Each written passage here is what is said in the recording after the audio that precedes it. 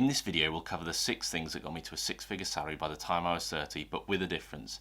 We're going to be going through meaningful and practical steps that you can use and apply to your own career. We're also going to be looking at what the evidence says. So many of these videos in this space are just like, hustle harder, grind harder. You're just like, the fuck am I meant to do with that? So it's super unhelpful. So that's what we're going to change. Now, this is going to be the most important one and the one that really we should be dedicating more time to. The first thing is qualifications. Now, qualifications demonstrate and validate your expertise and recognise your hard work and competence in a particular field, and they also serve as the evidence of the necessary knowledge and skills that you need in order to perform at a high level. And these basically work through 2 main mechanisms. The first is they enhance your credibility, which sounds more convincing. I'm really good at Excel, or this is my qualification that I've got in Excel. Built-in spreadsheet capabilities. And then the second thing is it increases your competitiveness within the marketplace for jobs.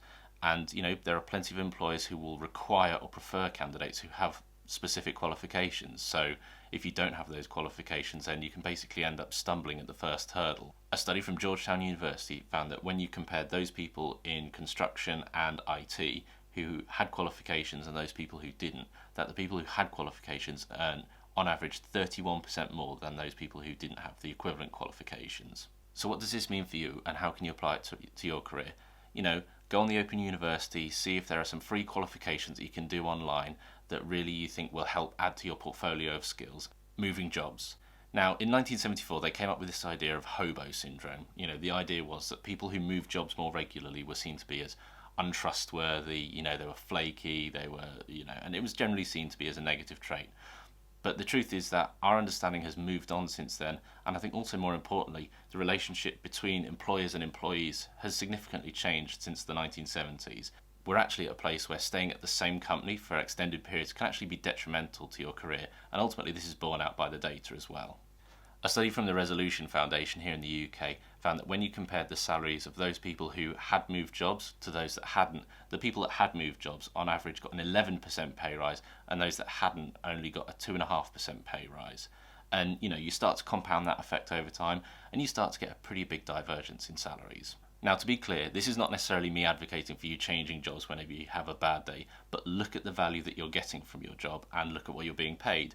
If you still think that you can continue to learn, you can build good experience, then by all means stay in your current job. The Federal Reserve Bank in St. Louis found that this effect kind of changes over time, and moving more frequently earlier in your career can be more advantageous than later on in your career. Personal development plan. A personal development plan is supposed to articulate where your career is now and where you want it to be. It facilitates your professional growth by helping you to identify areas for improvement and setting goals to develop new skills and knowledge. And then following on from that is skill development. You know, the plan should identify the skills and knowledge that you need in your career in order to help you meet your goals. But when we're talking about personal development plans, I think we should be really clear that this is a personal exercise. And so it'll be different for people from different industries. I think when you're starting to look at one of these plans, all you really need to identify is 4 things. Where you are, where you want to get to, what you need to do to bridge the gap, and how you're going to measure it. And you know, when I look at kind of my own personal development plan, I generally only really had the next step kind of plotted out. So I went to university, I got a job at a large company, I did my accountancy exams, project management qualification, and so I only really had the next kind of 18 months to 2 years roughly planned out. In a study published by the Journal of Career Development, researchers found that employees who had a personal development plan were more likely to engage in what they called career-enhancing behaviours. These were things like getting feedback, networking, which we'll come on to later, and pursuing learning opportunities. And this basically means that the idea of having a plan means that you're more likely to stick to it. And as always, there's a quote from Warren Buffett about this, particularly on the importance of personal development. And he says, the most important investment you can make is in yourself. The best asset you have is yourself. And I think this is totally true. It doesn't matter what's going on with inflation, exchange rates, interest rates, the economy. Investing in yourself is always going to pay good returns. There is some value, I think, in sharing what your personal development plan looks like with your boss. This is a skill I want to build on, and see if your boss can help facilitate that. Now, just to be clear, this isn't your big Jerry Maguire moment where you storm out if you don't get the money you want, but it's a bit more nuanced than that. And with that in mind, we've got a video coming out next week, and it's going to be our 5-step guide in how to ask for a raise, how you should approach the conversation, what you should be doing, the research you need. Make sure you subscribe so you don't miss out. Setting salary expectations is about establishing an expected salary or salary range for a particular job. And, it's an important step in negotiating what your overall compensation is going to be. And this can either be during the hiring process or during salary discussions or annual reviews. In a Harvard Business Review article called Negotiating Your Next Salary, the authors argue that a salary negotiation is not just about getting more money, but it's also about setting the expectations for your future earning potential. Specifically, quote, when you negotiate your salary, you're not just negotiating for your current job, but you're negotiating for your future jobs as well. Now, you can also link this to your personal development plan. You might sort of say, this is where I am now, this is where I want to be in terms of salary, what do I have to do to get there? You told me to do all these things, I did all these things. Now, networking is something I wish I'd taken much more seriously earlier on in my career. And just so we're clear, networking isn't going out and getting absolutely shit-faced at 3 o'clock in the morning. Networking is building and maintaining professional relationships with people who can potentially provide career opportunities related to your career. How often do we hear about, this person got the job and it was because they knew the hiring manager, LinkedIn co-founder Reid Hoffman in his book, The Startup of You, argues that building a professional network is absolutely crucial for success in today's job market. Quote, networking is no longer optional. In today's economy, your network is your net worth. So make sure you're working on building a network within your industry that you can work with. This can be simple things like keeping in touch with former colleagues or people who you worked with. It can be going to industry events. It can be asking for introductions. Soft skills. Now, this is going to be the most important one and the one that really we should be dedicating more time to, because it's the one that comes up time and time again with CEOs and business leaders saying that they wish more of their employees had these skills.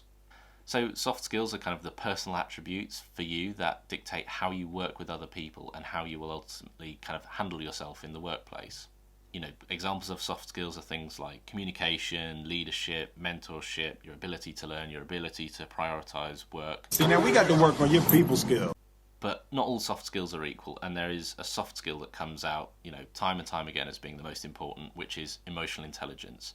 And this is kind of defined as the ability to recognize and control your own emotions as well as the emotions of others.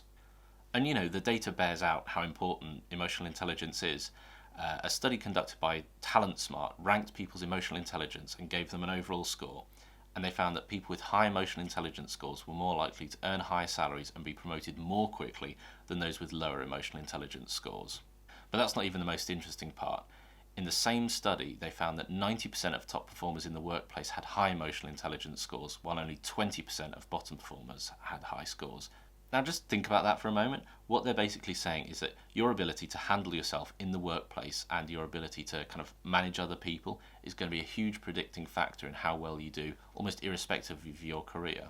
When we were talking about qualifications earlier, we said that qualifications are the engine of your car. They sort of drive you forward. But if we kind of extend that, then soft skills are the tyres. They are the kind of mechanism that allow you to apply your knowledge and experience in the best possible way. There's no point being an expert on a particular field if you can't communicate that effectively to people.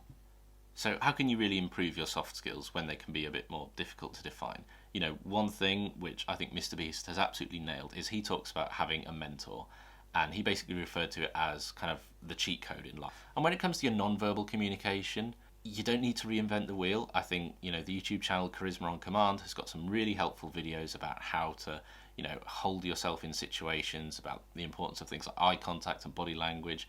And, I know this is a super cliche in this space, but Dale Carnegie's book, How to Win Friends and Influence People, when it comes to improving your written communication, I think the key thing is always going to be reading as much as you possibly can.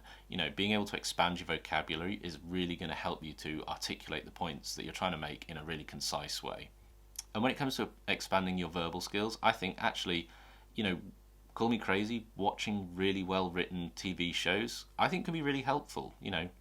I'm thinking about like HBO shows where they've had to take really complex ideas and distill them down in order to suit a broad audience. Some of the stuff that they did around the financial crisis.